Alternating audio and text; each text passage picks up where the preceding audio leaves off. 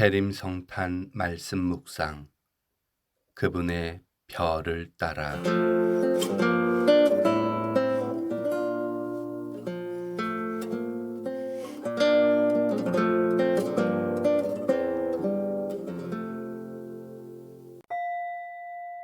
시작기도.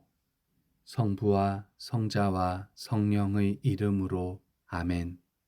순례자 임마누엘 우리 하느님, 저 태초에 한 처음에 138억 년 전 그때 당신께서 낳으셨습니다. 당신께서 시작하셨습니다. 우리의 빛, 우리의 어둠, 우리의 탯줄, 우리의 젖줄, 우리의 숨, 우리의 모태, 우리의 꿈, 우리의 걸음이 태어난 그때, 우리의 첫 순간, 첫 의미, 첫 사랑, 그 모든 신비 안에 언제나 머물게 하소서. 대림 둘째 시기 12월 19일 기도 지향. 하느님의 은총과 나의 협력을 생각하며 말씀을 읽어봅시다. 그와 더불어 하느님 말씀을 전하도록 부름받은 교리교사들이 성령의 권능 안에서 담대하고 창의적으로 하느님 말씀의 증인이 될 수 있도록 기도합시다. 오늘의 말씀, 루카가 전한 거룩한 복음입니다. 유다 임금 헤로데 시대에 아비야 조에 속한 사제로서 즈카르야라는 사람이 있었다. 그의 아내는 아론의 자손으로서 이름은 엘리사벳이었다. 이 둘은 하느님 앞에서 의로운 이들로 주님의 모든 계명과 규정에 따라 흠없이 살아가는 사람들이었다. 그런데 그들에게는 아이가 없었다. 엘리사벳이 아이를 못 낳는 여자였기 때문이다. 게다가 둘 다 나이가 많았다. 즈카리야가 자기 조 차례가 되어 하느님 앞에서 사제 직무를 수행할 때의 일이다. 사제직의 관례에 따라 제비를 뽑았는데 그가 주님의 성소에 들어가 분향하기로 결정되었다. 그가 분향하는 동안에 밖에서는 온 백성의 무리가 기도하고 있었다. 그때 주님의 천사가 즈카리야에게 나타나 분향 제단 오른쪽에 섰다. 즈카리야는 그 모습을 보고 놀라 두려움에 사로잡혔다. 천사가 그에게 말하였다. 두려워하지 마라, 즈카르야야. 너희 청원이 받아들여졌다. 내 아내 엘리사벳이 너에게 아들을 낳아줄 터이니 그 이름을 요한이라 하여라. 너도 기뻐하고 즐거워할 터이지만 많은 이가 그의 출생을 기뻐할 것이다. 그가 주님 앞에서 큰 인물이 될 것이기 때문이다. 그는 포도주도 독주도 마시지 않고 어머니 태중에서부터 성령으로 가득 찰 것이다. 그리고 이스라엘 자손들 가운데에서 많은 사람을 그들의 하느님이신 주님께 돌아오게 할 것이다. 그는 또 엘리야의 영과 힘을 지니고 그분보다 먼저 와서 부모의 마음을 자녀에게 돌리고 순종하지 않는 자들은 의인들의 생각을 받아들이게 하여 백성이 주님을 맞이할 준비를 갖추게 할 것이다. 즈카리야가 천사에게 제가 그것을 어떻게 알 수 있겠습니까? 저는 늙은이고 제 아내도 나이가 많습니다. 하고 말하자 천사가 그에게 대답하였다. 나는 하느님을 모시는 가브리엘인데 너에게 이야기하여 이 기쁜 소식을 전하라고 파견되었다. 보라, 때가 되면 이루어질 내 말을 믿지 않았으니 이 일이 일어나는 날까지 너는 벙어리가 되어 말을 못하게 될 것이다. 한편 즈카리야를 기다리던 백성은 그가 성소 안에서 너무 지체함으로 이상하게 여겼다. 그런데 그가 밖으로 나와서 말도 하지 못하자 사람들은 그가 성소 안에서 어떤 환시를 보았음을 알게 되었다. 그는 사람들에게 몸짓만 할 뿐 줄곧 벙어리로 지냈다. 그러다가 봉직 기간이 차자 집으로 돌아갔다. 그 뒤에 그의 아내 엘리사벳이 잉태하였다. 엘리사벳은 5달 동안 숨어 지내며 이렇게 말하였다. 내가 사람들 사이에서 겪어야 했던 치욕을 없애주시려고 주님께서 굽어보시어 나에게 이 일을 해 주셨구나. 주님의 말씀입니다. 그리스도님 찬미합니다. 말씀 묵상.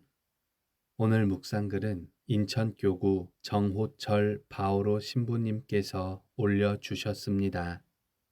예수님이 내 안에 잉태되는 시기 대림. 오늘 독서와 복음은 하나의 공통된 주제를 우리에게 들려줍니다. 바로 하느님께 선택된 아이의 잉태입니다. 독서에서는 삼손의 잉태를, 복음에서는 요한의 잉태를 들려줍니다. 독서와 복음을 함께 나란히 살펴보면 하느님께 선택된 아이의 잉태는 2가지 공통점이 있습니다. 첫째, 아이를 낳을 수 없는 여인의 몸에서 아이가 잉태되었습니다. 먼저 독서를 살펴보면 다음과 같이 이야기합니다. 그의 이름은 마노아였다. 그의 아내는 임신할 수 없는 몸이어서 자식을 낳지 못하였다. 복음은 다음과 같이 이야기합니다. 그들에게는 아이가 없었다. 엘리사벳이 아이를 못 낳는 여자였기 때문이다. 즉, 하느님께 선택된 아이인 삼손과 요한의 잉태는 인간적으로는 불가능한 일이었습니다. 그러나 인간적으로 불가능한 일이 가능하게 된 것은 바로 하느님의 은총이 있었기에 가능한 사건이었습니다.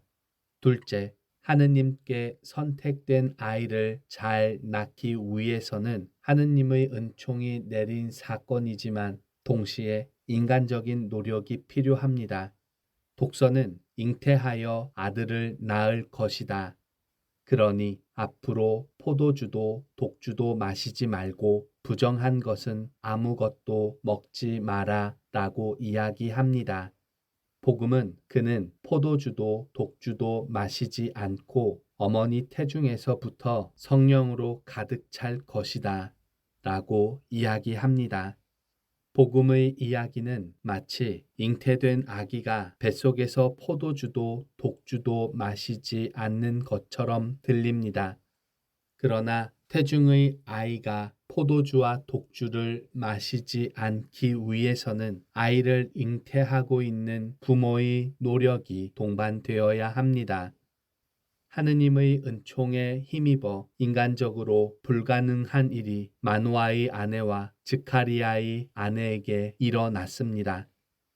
그러나 포도주와 독주를 먹지 않고 부정한 것을 먹지 않으며 하느님의 은총을 보존하는 인간의 노력이 필요합니다.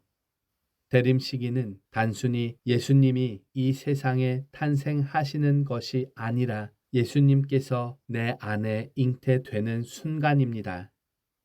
마치 마노아의 아내의 일처럼 엘리사벳의 일처럼 하느님의 은총이 충만하게 내 안에 내려오는 사건입니다. 그러나 이러한 하느님의 은총을 잘 보존하기 위해서는 마노아의 아내와 엘리사벳이 하였던 것처럼 인간적인 노력을 해야 합니다. 시기와 미움의 포도주를 마시지 않고 험담과 뒷담화라는 독주를 마시지 말아야 합니다. 그리고 사랑의 마음과 행동이 아닌 다른 부정적인 마음과 행동을 피해야 합니다. 그럴 때 삼손이 팔레스타인인들의 손에서 이스라엘 백성을 구원한 나지르인이 되었고 요한 세례자가 회개를 위한 구원의 세례를 베풀었던 것처럼 우리 안에 잉태된 예수님께서 우리의 삶을 하느님께 더 온전히 나아가도록 우리를 이끌 것입니다. 잠시 침묵하며 말씀과 묵상 내용을 떠올려 봅시다. 예수님의 오심을 준비하면서 결심한 것들이 있습니까? 그 일들을 잘 수행하고 있습니까?